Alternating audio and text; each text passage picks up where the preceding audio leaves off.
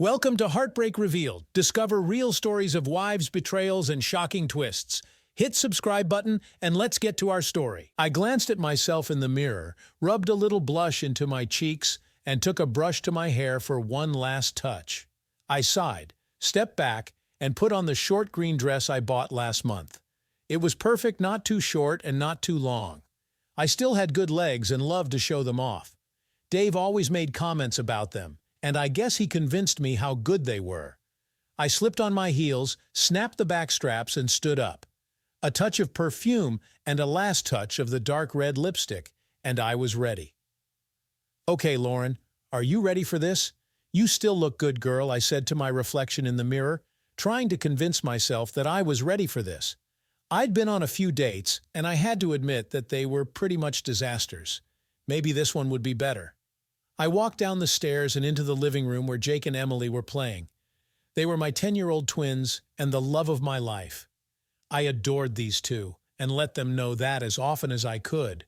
I stood there watching them play their new video game, the one their father bought them just last month. Rebecca Green, our next-door neighbor who was watching them tonight while I was out, was already there and absorbed in the game as well. She was older, almost 20, and had been our babysitter for the past 4 years. "Okay, kids, I'm ready to go now. Can you be sure to finish your homework before you go to bed? Jake, you have that test in math tomorrow, and Emily, you have an English quiz coming up," I said. They turned to look at me, and as usual, I saw the disapproval on Jake's face. I didn't want to start, so I turned to Rebecca and said, "Be sure you check their work to be sure it's done, okay?" "No problem, Mrs. Stone. They always do their homework for me, don't you guys?" Rebecca replied. Jake turned away, not answering. I knew he was angry at me, but I couldn't give in to him. Emily smiled and told me how nice I looked. She wasn't pleased with me either, but she was never as obvious as Jake. The three of them turned back to the game, so I walked out and into the hall. I got my jacket and laid it over the banister, ready when James came to pick me up. I walked into the kitchen and sat down at the table, less than anxious to go out tonight, but I had to get myself back into the dating game. It was really hard and so different now. It had been almost 20 years since I had gone out on a date.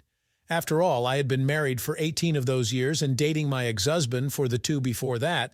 My divorce was final 9 months ago, and this was only the 3rd time I had accepted a date. Tonight was with James Taylor, a co-worker of mine at the marketing firm where I worked as an assistant and a reasonably good-looking guy. He had been asking me out for over a month, and I finally accepted. I liked him, but that was odd. He was just a friend as far as I was concerned, but I knew he wanted more. I told myself for the 10th time that maybe this was a bad idea. Maybe if things had been different, I would be engaged, and probably married by now, to Mark Sanders. Mark and Dave worked together and used to be friends. They both worked for Finley, Smith & Cooper, a company that specialized in handling corporate mergers and acquisitions. They were investigators who dug into corporate finances and determined what obligations and debts they had and the value of their assets. It wasn't until later that I learned they were always in competition for the top spot in the company. Dave had the edge, or so most of his contemporaries said. Mark was good, but not as good as Dave. In spite of their competition, Mark was at our house often for parties, barbecues, and the like. I knew Dave didn't like him all that much, but I had no such problems with Mark. I knew he was single with an ex-wife who he never spoke of and no children of his own. He was friendly, always ready to lend me a hand, and always complimented me on my appearance, the way I threw a party, just very observant. Dave did confront me after one particular party where Mark spent the entire evening standing next to me. I was surprised at Dave's attitude, and when he suggested Mark was after something that didn't belong to him, I got angry and defended him. We didn't talk for days after that one. Mark had been our friend for almost 3 years before it all blew up. That's when I found out how good a friend he was after all. He was the one that had my best interest at heart, and the one that made me aware of my husband's philandering. He was there for me when he brought those pictures of Dave and that blonde he was having the affair with. I didn't know her name. I never bothered to find out. Mark had pictures and dates of the whole affair documented. He produced a private investigator's report, which he paid for out of his own pocket. The whole thing was there in black and white. He admitted he did it because he had always been fond of me, and was so upset when he found out about Dave that he didn't want me to be hurt any worse than I would be if it went on longer. When I confronted Dave, he blew his stack and screamed at me. He wanted to know who gave me those pictures and that report, but I wouldn't tell him. There was no reason to point to Mark. It would only make him more defensive. He denied the whole thing, telling me he had never been unfaithful to me or our marriage, but he couldn't answer the questions I had for him. I asked him why, who she was, when he did it, and why he chose to cheat on me. He wouldn't answer me, saying none of it was true. When I showed him the pictures, he took them, glared at them with anger, and threw them on the floor, telling me that none of that ever happened. I had the proof, and he still denied it. I got so angry at him that when Mark convinced me to take out a restraining order on him and make him move out of the house, I did. Dave was very hurt and angry when the police served it on him. He continued to deny everything right up until the time I filed for divorce. He vowed to fight it every step of the way, but I enforced the restraining order to keep him away from me and out of the house. And I got a good attorney. She was the best at divorce, and she said we had an open and shut case. The only thing I wouldn't do was refuse to let Dave see the twins. After all, he was their father, and they wouldn't understand why. I wanted to make him stay away. They complained when he didn't come home, but I tried to explain that he couldn't live there anymore. They took it hard, but I told them he would see them as often as he could. I let him know through my lawyer that I wanted him to spend time with them, and he agreed. I just wanted notice so I could be gone when he came to pick them up. During this time, Mark was always available to go places with me, to help me with my filings and meetings with the attorney, to pick up and drop off the twins when I couldn't. He was by my side through it all. I was becoming quite fond of him, and I knew he returned the feelings. We did go out a couple of times, but we just parted at the door. That was until the court ruled on the divorce and our separation became official. The next time Mark and I went out, I asked him to stay. The twins were with Dave for the weekend, and Mark slept over Saturday night. We made love that first night, and I have to admit, it wasn't all that good. I think it was because I was still married at the time, and I was nervous and a little guilty. After all, I hadn't been with any man other than my husband for almost 20 years, long before we were married, and then all during our marriage. One of the things I didn't like was that Mark was very demanding. I just wanted to cuddle and make gentle love, but he was insistent. He wanted me to do things I did for Dave, but only because he enjoyed it. I certainly didn't. But I was fond of Mark and felt it would get better as we got to know each other. After that, it did improve, but it never was as good as it was with Dave, and Mark was always frustrated with me because of my reluctance to do those things he wanted, but it became a pattern. Dave took the kids on alternate weekends, and Mark would sleep over. That continued until one Sunday morning. Dave came back with the twins to grab an extra pair of shoes for a trip he planned. Dave stayed outside as the twins came running up the stairs to get their things. I heard them and came out of my bedroom to ask what they were doing. As I spoke with them, Mark came out of the room wearing his robe, and the twins saw him. I saw the shock and anger on Jake's face and the tear that started in Emily's eyes.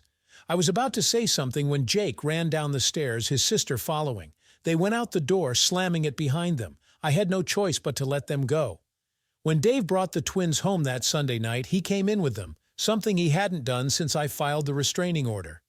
He waited until the twins ran upstairs and then looked at me with the coldest, angriest look I had ever seen on his face. I don't want that man in this house again until we are divorced. I had 2 frightened and devastated kids on my hands this weekend because they saw that man in your bedroom. Have you no shame? Don't you know what it says to our children that you are sleeping with another man while you are still married to me?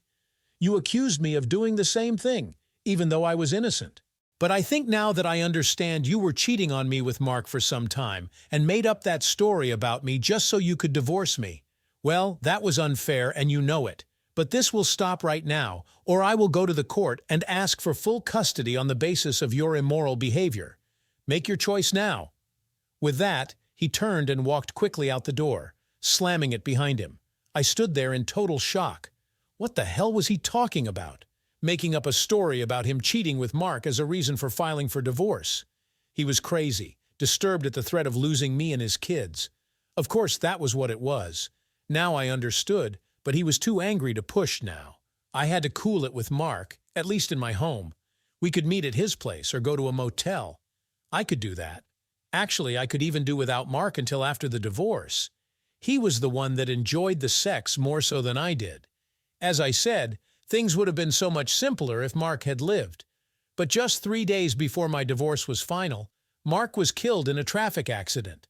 The cops told me it was a two-vehicle crash, meaning Mark was in his car and there was one other car involved, but that driver was never found. The cops say he was probably struck by the other car or truck, lost control, skidded off the road, and into a tree.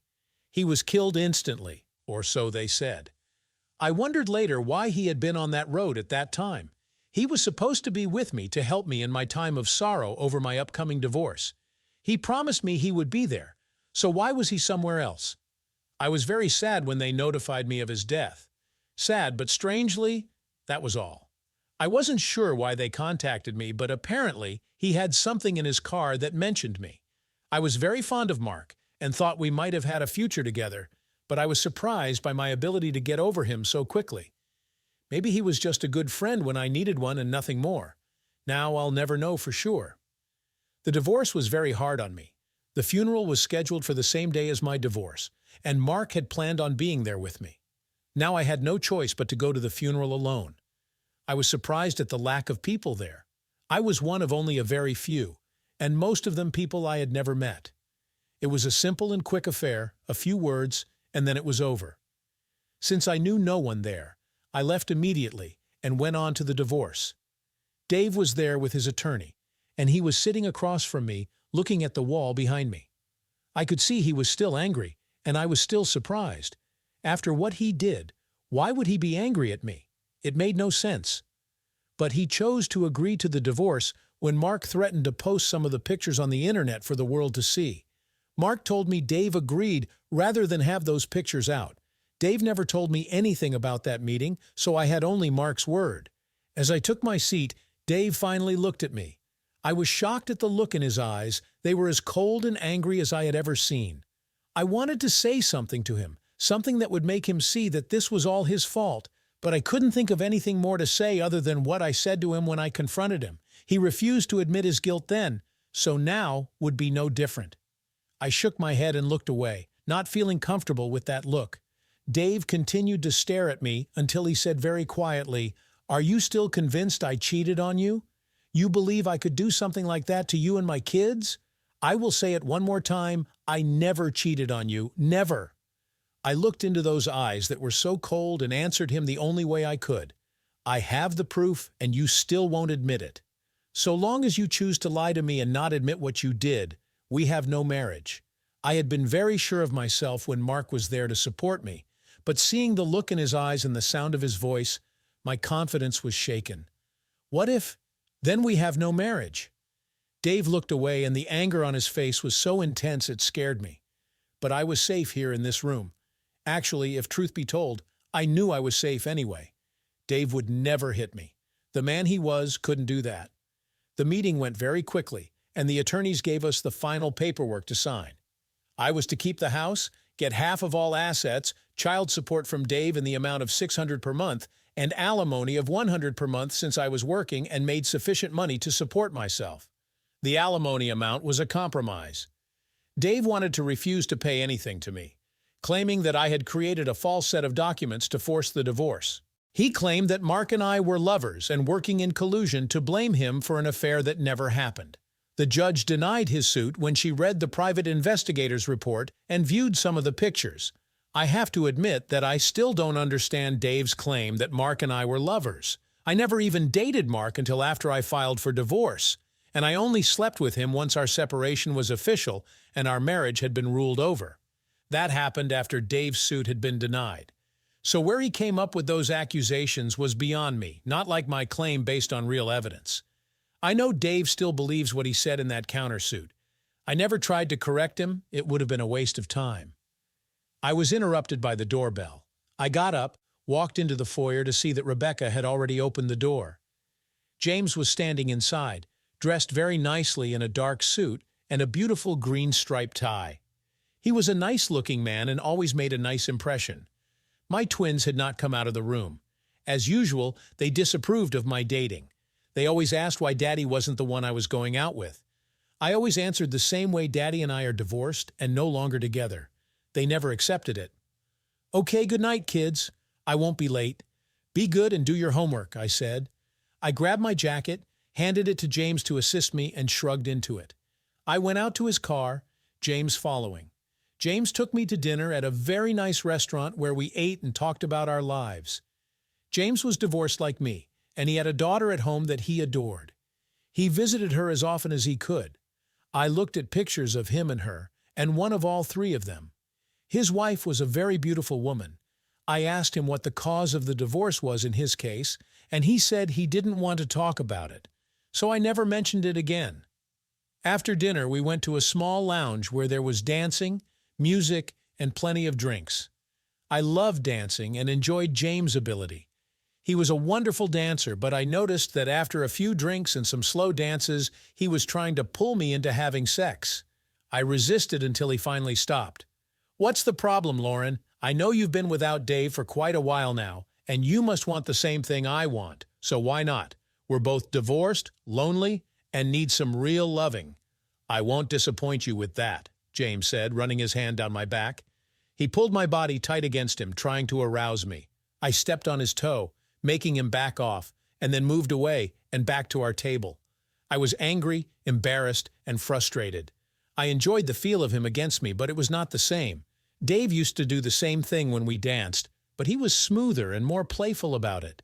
He knew I loved dancing and wouldn't even suggest anything like that until we were ready to go home. What was wrong with James?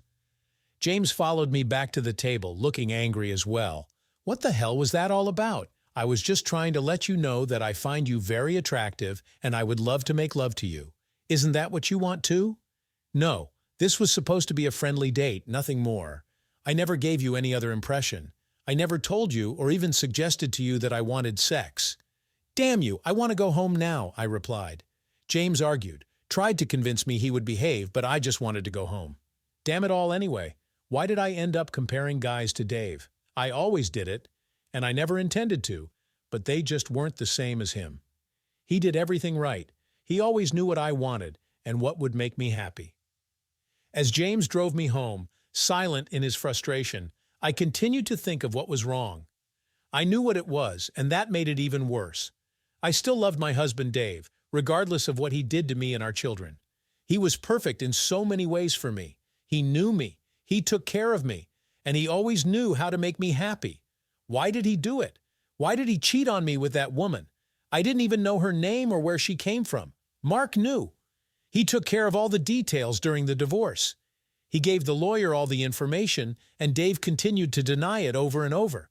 He even begged me to listen to him, to believe him when he denied it. But I saw those pictures, the ones that broke my heart. I saw him on top of her. As James pulled into the driveway, I opened the door, telling him there was no need to walk me to the door. I was still angry and frustrated, and I wanted nothing more than to get into the house. I was so intent, I didn't even notice Dave's car in the driveway. I guess after 18 years of something, it just fit and didn't even alert me. I walked rapidly up the walk and opened the front door, letting myself in. James had already backed out, and I heard the angry sound of his tires as he drove away. I took off my coat, hung it in the hall closet, and walked into the family room where I expected to see my twins and Rebecca playing as usual. What I found was Dave with both kids wrapped around him as they played on the floor. Rebecca was sitting on the couch, laughing out loud as they tried to get the game controller from him. I was struck by the joy on their faces and their happy laughter matched by the smile on his, and I couldn't help but smile as I watched them, unable to move or speak, overcome with the pleasure it gave me. As Dave rolled away, the controller held high, he saw me standing there in the doorway. His smile disappeared like a light switch had been flipped off. He stopped immediately and got up from the floor, telling the kids that the game was over. They didn't stop right away, not knowing I was there. Dave grabbed both of them by the shoulder and turned them so they could see me standing there. I was still grinning at them, but I suddenly noticed that I was the only one still smiling. All the joy and laughter was gone, the silence following the laughter deafening. Suddenly, I felt it all come crashing down on me, the pain. The lack of joy in our house with Dave gone, the sadness I felt every night when I went to bed alone. All of it came crashing down, almost driving me to my knees. I was just standing there, not able to say anything, when Dave spoke. "Okay, kids, it's time for me to go. I'll pick you up right at 10:00 tomorrow morning. Be ready, okay?" With that, he spoke to Rebecca and then walked past me and out the door without a word. I watched him go with mixed emotions. He wasn't supposed to be here without notifying me, but then I realized I had told him I would be out this evening. He probably didn't expect to find me home so early. "Thanks a lot, Mom. You weren't supposed to be here this early. Dad and us were having a lot of fun together until you ruined it." "Thanks a lot," Jake said angrily as he picked up the controller and turned the game off. He said goodnight to Rebecca and then, followed by Emily, walked out and up the stairs to their rooms. "I'm sorry, Mrs. Stone. Mr. Stone called to ask if you had gone out, and when I told him you had left, he came over to play with the twins. It was okay, wasn't it? You just told me he wasn't supposed to be here when you were." "I'm sorry if I did something wrong. I didn't mean to," Rebecca said, looking concerned. No, Rebecca, you did nothing wrong, and you're right. He isn't supposed to be here when I am, but you couldn't know I was coming home so early, and neither could he. So it's all right. It's fine. You can go home now," I replied. I paid her and walked her to the door. "Thanks, Rebecca. I'll call when I need you again. Good night." I stood there in the hallway of my home, alone as it seemed I was more and more. My children were angry with me. My babysitter was afraid she had done something wrong, and my ex-husband had walked out without a word to me. The joy and the laughter I saw when I first came in was missing from our home now, and had been since I confronted Dave with his infidelity. But what bothered me the most was that while he was the one that created the problem, I was the one paying the price, and it was a steep price to pay. I slowly walked up the stairs to my empty bed and stripped out of my new dress. I washed my face of the makeup I had applied so carefully and let my hair down, the elaborate hairdo I began the evening with forgotten. All of that care for what? A date with a man who wanted nothing more than to get into my panties for some satisfaction for him? Of course, not for me. I sighed, turned out the light, and pulled the covers over me. The last thoughts I had before I fell asleep were about the laughter I saw earlier. I was sitting at the kitchen table the next morning, a Saturday, when the doorbell rang and the kids went to get it. It was Dave, coming to pick up the kids as usual. He would wait outside for them to get their bags for the weekend stayover. I normally remained in the kitchen during this transition, but today I felt the urge to see Dave. I wanted to see him relaxed and ready for 2 days with our twins. Without thinking of the consequences, I rose and walked into the foyer. I went to the door, opened the storm door, and saw him sitting on the steps. I spoke as he turned. "Good morning, Dave. How have you been?" I said. He said nothing, just looked up at me. I was surprised at how well he looked. Unlike me, the divorce hadn't seemed to bother him much. But then he was probably sleeping with his new girlfriend regularly, and it seemed to be good for him. He stood, then turned around and looked away. "I've been doing okay. Work's good. Business is up, so things are good." "You?" he replied. "I'm okay too, I guess. I'm sorry about last night. I should have called to let Rebecca know I was coming home early." "It wasn't your fault or Rebecca's," I said. "Yeah, okay. I was just spending a little time with the kids since I was at loose ends. I'll be more careful in the future," he said. "Please, Dave, it wasn't a problem. You don't have to do anything different." "It was my mistake, the date first, and then not calling," I said. As I was about to explain about the date, the twins came running out the door and, grabbing their dad, ran to the car. Dave went with them as if my words were unimportant. As I watched them together, I realized that they probably were. They turned to wave goodbye as I watched them get in. They seemed so happy with him, more so than with me. I didn't seem to be able to get them to have fun anymore. I wish I knew why. I went back in, dreading the weekend without my kids. They were my only salvation now. Where I used to love the weekends, Dave and I sleeping late and listening to the kids downstairs on their PlayStation or watching cartoons or just having fun, now it was just me. If they weren't with Dave for his weekend, they were gone to practice for something or other. This weekend was typical. With Dave gone, Mark gone, and now Jake and Emily with their dad, it was just me. the day promising to be very empty. I spent the remainder of that day reflecting on my life. I was alone now, only my kids to keep me company. I worked at a job I didn't particularly like. I slept alone. I only dated occasionally, since most of the guys I met were usually married or not candidates for anything other than one-night stands. I managed to survive the 2 days, and on Sunday fixed a small dinner, knowing the kids would be home, but that Dave would probably feed them before coming back. He usually did that, taking the time to talk to them and make plans for the next weekend they would spend together. They always came home filled with plans and excited about the next time with their dad. I admit to being jealous. When the kids came home, they talked a little about their weekend but didn't give me any details. More and more they seemed to consider their time with Dave as their time, not mine. I seemed to find myself more and more closed off from them. I made sure they were ready for school the following day and sent them off to bed. Bored, I soon followed and laid out my clothes for tomorrow, ready for my job. I worked at the bank until 3:05 days a week, with Saturday and Sunday off. And I had just gotten home that Monday when I heard the phone ringing. I used my key to open the door, and rushing in, I dropped my stuff, ran into the kitchen to grab the phone before the caller hung up.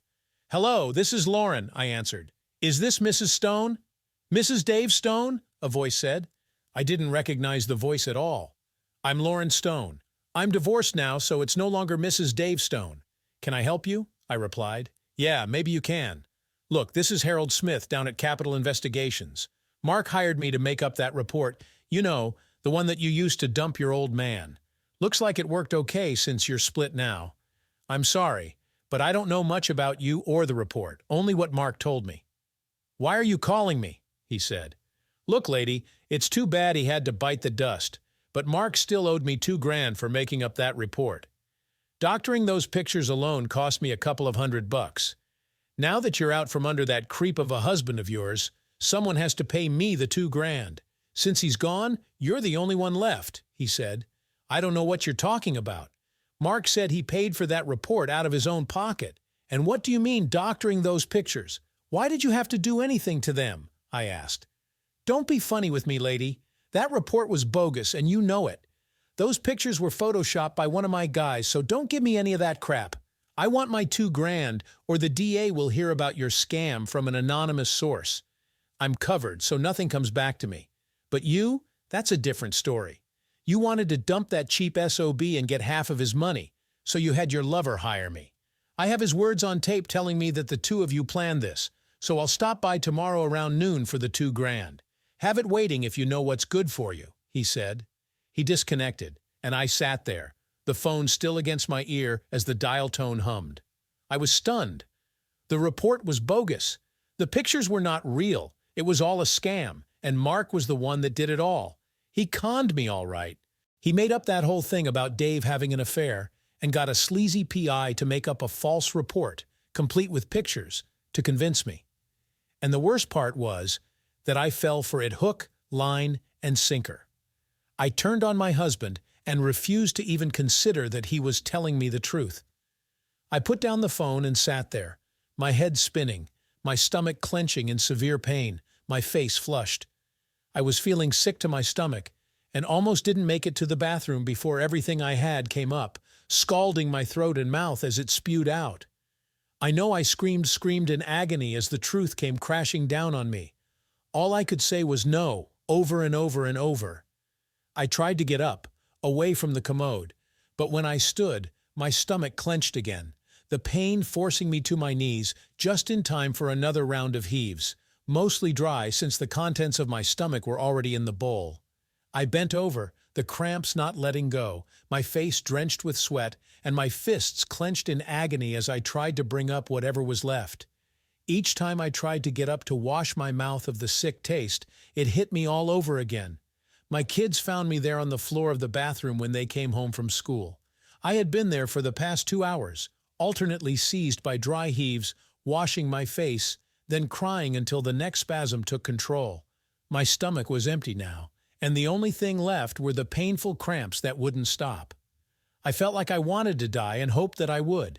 They did the only thing they could think of. They called Dave and told him I was very sick. I wanted to die now for sure. With Jake's help, I got up and half walked, half crawled up the stairs to the bedroom. I wanted to just lie down on the bed and let sleep claim me. But Jake got a wet washcloth and bathed my pale, ashen face. He looked so worried, and that made me try to take some control of myself. I couldn't let my child suffer for my sins. I had to ease his mind. Thanks, Jake. I'll be okay now. Please go call your dad and tell him not to come. I don't want to see him now. Please, Jake, please go, I said. But Mom, you're sick. You need someone to help you, and Emily and I don't know what to do. Dad will know. He'll take care of you, Jake replied. No, Jake, listen to me now. I don't want your dad here. Do you hear me? Not your dad. Now do as I told you, call him. Tell him not to come. No, wait. Better yet, let him come, and then you and your sister go with him and stay there until I call you. Now go, I said. I got myself up, pushed my son out the door in spite of his yelling, and locked it behind him. I couldn't stand the thought of facing any of them right now, maybe never again. I was humiliated, and the emotional pain was so intense I was making myself physically sick. I couldn't let Dave or my kids see that. I couldn't. I sank down on the bed, my stomach quiet for the moment. I wiped the back of my hand across my mouth, tasting the sour bite of vomit. I bowed my head, let the tears come, and I cried. I couldn't stop myself. What I had done to my family by believing Mark's story of Dave's infidelity was clear now. I knew it for what it was, a fabrication built up with fake pictures and a fake report about some woman who didn't even exist. And I swallowed it, all of it. In spite of living with my husband for almost 20 years, I never even thought to question the story Mark brought me and the warning Dave gave me about Mark so long ago. I just ignored that as well. I bought everything he told me at the cost of my marriage and my family. As I sat there, I heard the sound of voices coming from downstairs. I waited, praying that they would all go and leave me here alone. I couldn't stand to face anyone tonight. I definitely couldn't face Dave, but then Dave never wanted to look at me now anyway. He hadn't for some time. And now, knowing what I did, I couldn't blame him. He must hate me, and I now knew why. He always looked at me with those accusing eyes, pounding on the door. Lauren, let me in. Open the door, Lauren. Lauren! It was Dave trying to get me to open the door. I just couldn't do that. I had to make him go away. I'm fine, Dave. Just take the kids and go. You can keep them for a few days. I'll call you tomorrow. Please, Dave, just go away, I said. Lauren, Jake said you were sick. He and Emily said you were very sick. Let me in, Lauren. You're scaring the kids now. Please let me in, he said. I couldn't do that to my kids. I had to do something. I sat up, wiped my face with the wet washcloth Jake had given me, and walked slowly to the door. If I could just make it through the next few minutes, Dave would take the twins and go. I would be alone. Fine. Just a minute, I said. I squared my shoulders, took a deep breath, brushed my hair back from my face, and opened the door. Okay, Dave, are you satisfied now? I'm fine. Now please just take Jake and Emily and go back to your place for a couple of days. I'll be fine if you just give me a couple of days. Please, Dave. Dave stood there, staring at me as if I was a complete stranger. I held his eyes for a few seconds before looking away, trying to find my children. They were standing at the bottom of the stairs, looking very small and frightened. I couldn't stand that, so I walked out of the room and over to the top of the stairs. Honestly, kids, I'm fine. I must have a bug or something, and I just don't want you two to catch it from me, so if you stay with your dad, you should be safe. I can take care of myself, so are we okay? I waited until I saw them nod, then turned back to Dave and said very softly, Please, Dave, just take them and go. I have to be alone right now. If you ever cared for me, please just do this for me. Please. Dave looked at me and reached out to take my hand in his. Lauren, you're in some kind of trouble. Let me help you.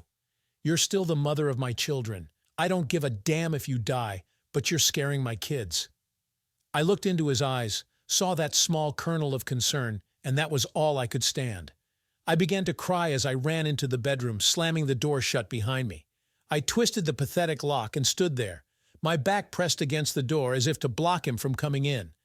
I waited, but he didn't make further attempts. He walked away. I heard voices again, and then the door closed when they left. I stayed as I was until I heard the car pull out, and opening the door slowly, I listened to the silence. They were gone. That night was hell for me as I finally understood everything. I spent the next several days at work, doing the mindless job that I was beginning to hate, then returning home to sit and stare at the wall, trying to understand how I had been so gullible, so willing to believe something so horrible about the only man I had ever loved. And yes, now that I was forced to see the truth, I realized that I had loved him all along.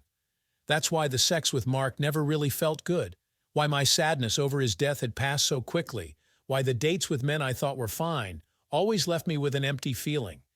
That's why James left in a huff on our date. I was comparing him to Dave, and he wasn't Dave. None of them were, even Mark. Why hadn't I understood that before now? I paid the man his $2,000 on Tuesday and asked him for the truth. He told me what Mark had requested of him, that the girl was just some hooker they picked up off the street, the backgrounds lifted from the internet, and the report was just a complete fabrication using dates and places supplied by Mark. He had a photographer take some pictures of Dave without his knowledge and used his face with the pictures of another man with the hooker.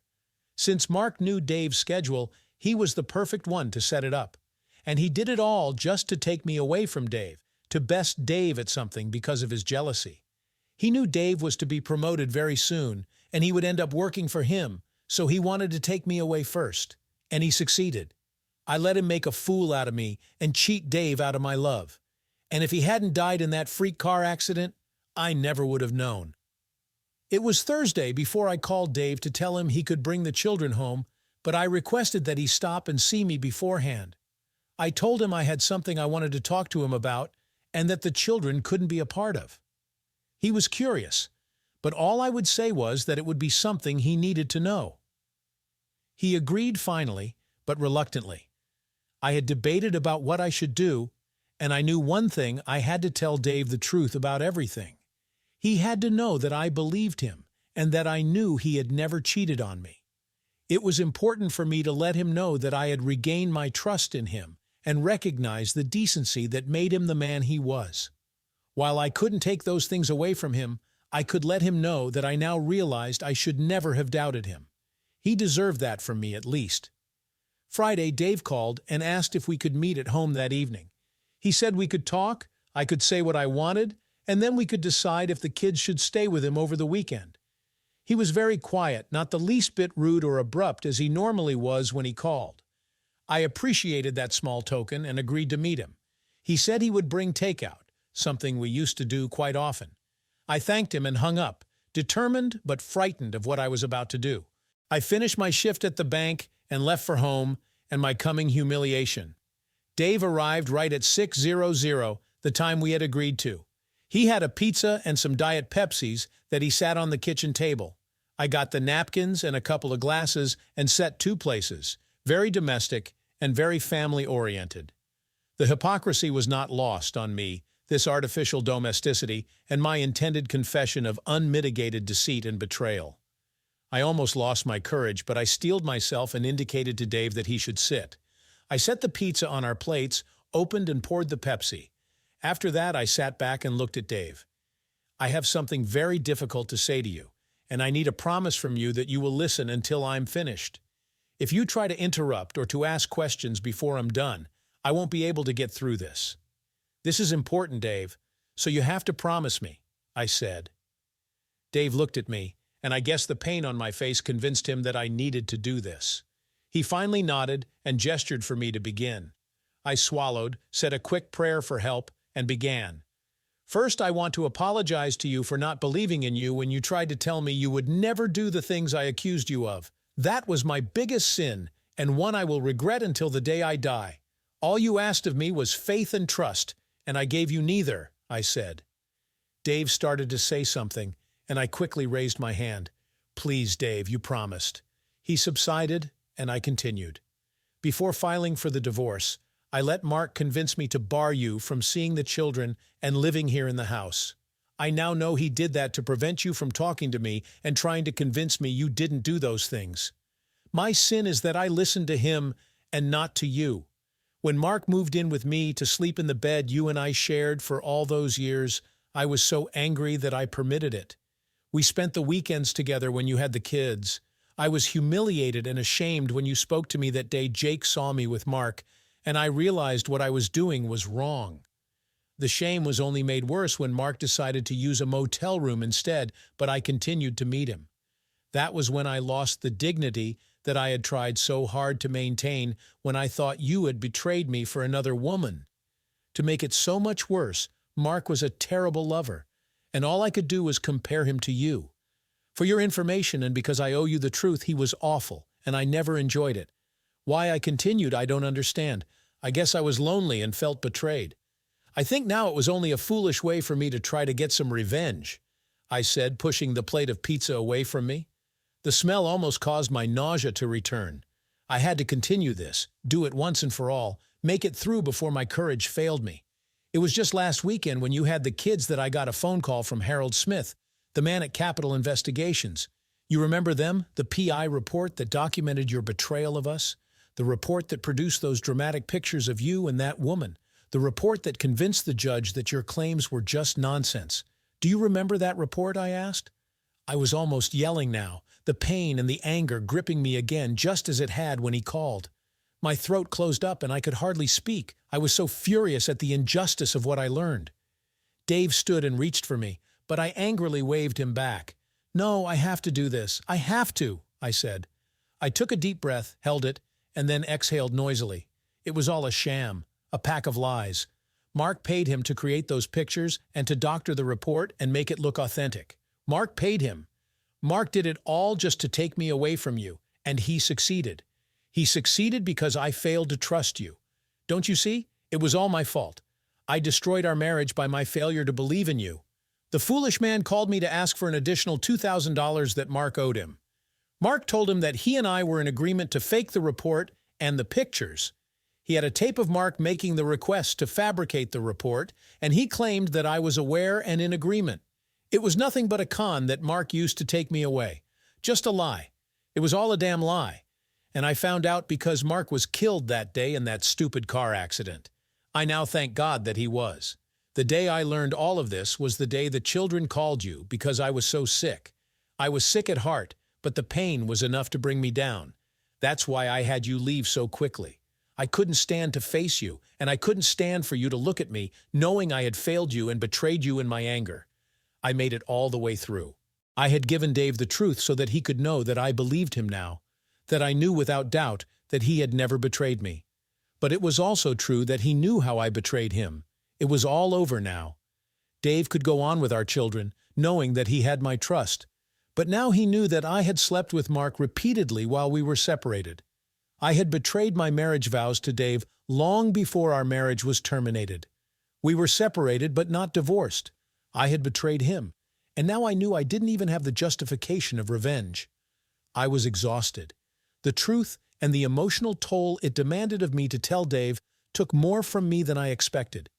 I was drenched with sweat, my face pale, and my hands shaking with emotion. I reached for the forgotten Pepsi to quench my parched throat. So now you know it all, that Mark betrayed both of us, and that you never failed me while I did fail you. It was so easy for him, and I was so ready to accept the lie. What does that say about me? I don't want to think about it.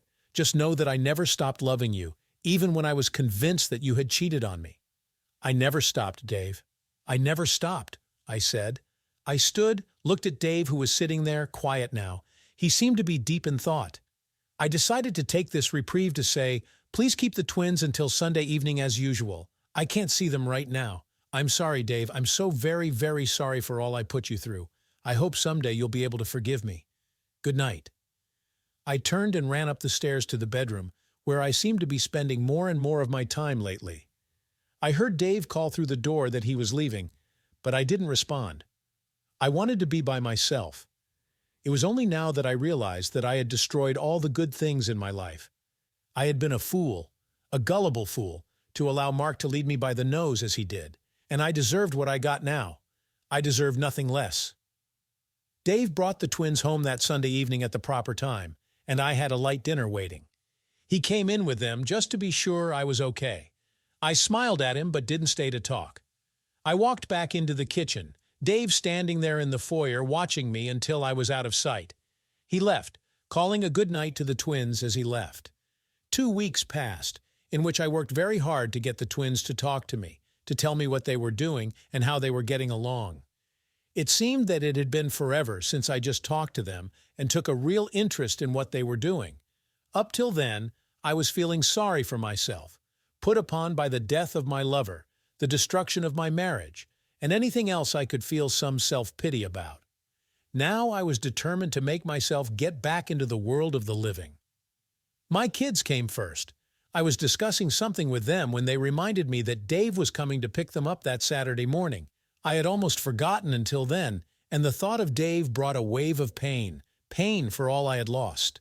I fought it back and told them that was fine, and that I would be sure they had all they needed.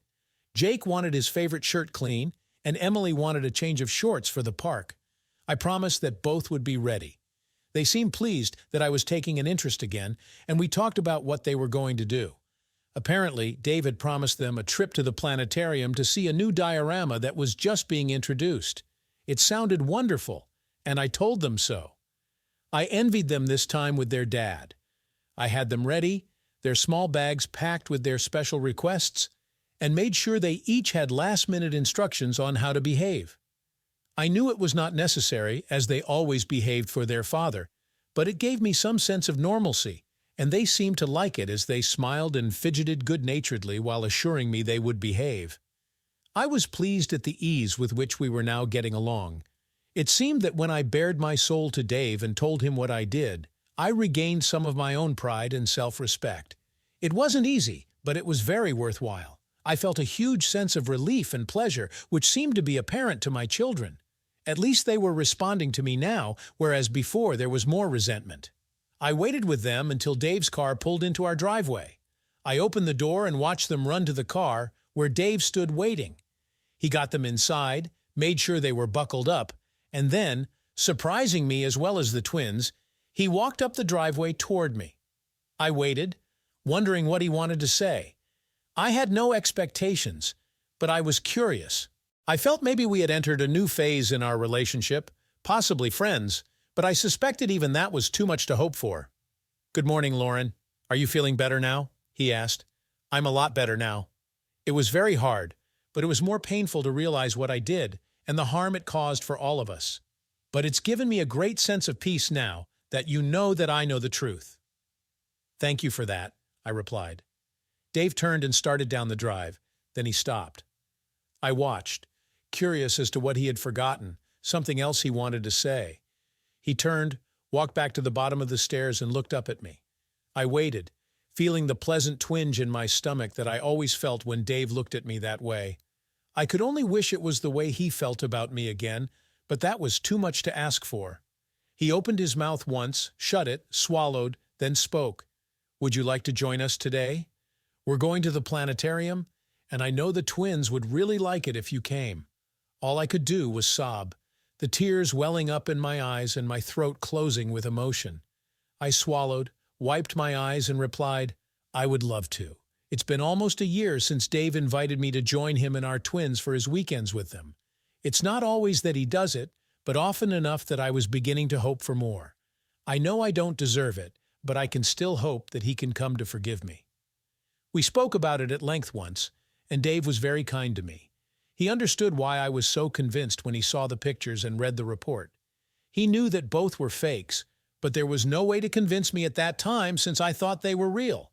And we now knew that Mark was the worst kind of predator, taking advantage of every possibility. He was driven by jealousy and envy.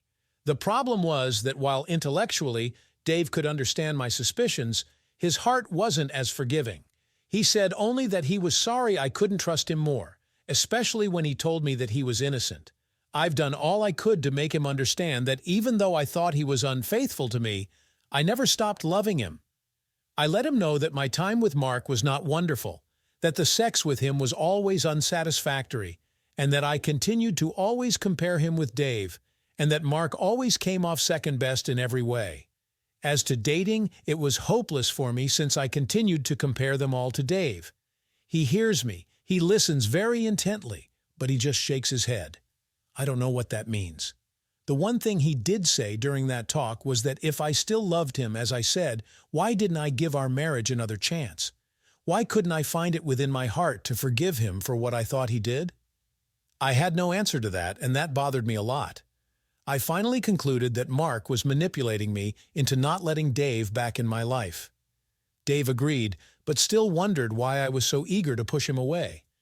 I never asked Dave about his time away from me and the twins during the week when we both worked. There was no communication. We hadn't come to the point where we could pick up the phone and just chat as friends. We weren't real friends. We were a divorced couple who shared custody of their children, and that was still our situation even now. I tried in every way I knew to let Dave know that I was sorry, and that if given the chance, I would do all I could to repair the damage I did to our marriage. He seems to understand that, and he sometimes says things that lead me to think that maybe, oh well, just maybe. Things finally came to a conclusion one Sunday after Dave had returned with the twins from a day when he didn't ask me to join them. It was a long weekend for me, wondering what they were doing and why they didn't ask me to join them.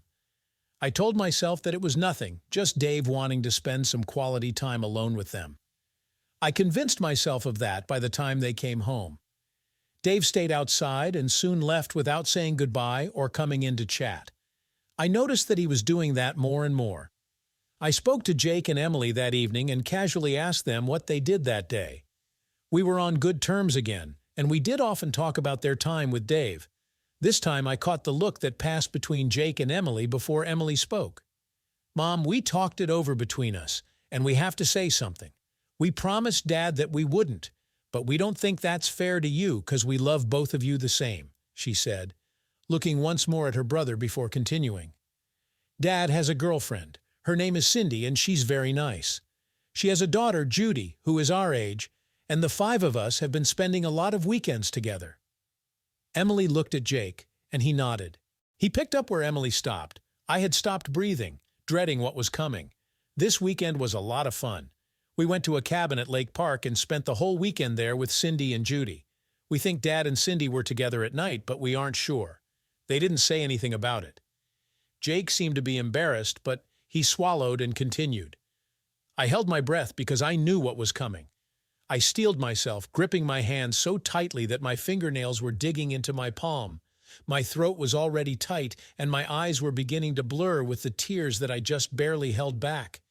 But Dad did talk to Emily and me and told us he wanted to ask Cindy to marry him. He wanted our opinion of that, and to be sure how we felt about her. He said he would talk to you about it before he asked her. There it was. Done. It was over now, once and for all. My hopes and my prayers weren't answered. Even from the grave, Mark 1. He destroyed Dave's love for me and left me behind with nothing but the ashes of 20 years. He must be laughing now. He must think that he had accomplished his purpose. But the joke was on him. Dave was happy again. He had found someone else to replace me, someone who would believe in him. After all, wasn't I the one that refused to believe that he might be telling the truth? And as I thought about it, I realized that I was the only one that lost. Mark destroyed me and my marriage, but not the man he hated and envied. Mark lost his life without knowing he had failed. How ironic. I lost everything. And the pain of my choice to believe Mark over Dave was mine to bear. The price for my betrayal and my lack of trust in my husband and my marriage was due in full. All I could do now was pay that price. Thanks for watching. If you enjoyed this video, please hit the like button and subscribe for more real-life stories. What would you have done if you were in Lauren's shoes? Share your thoughts in the comments below. See you next time.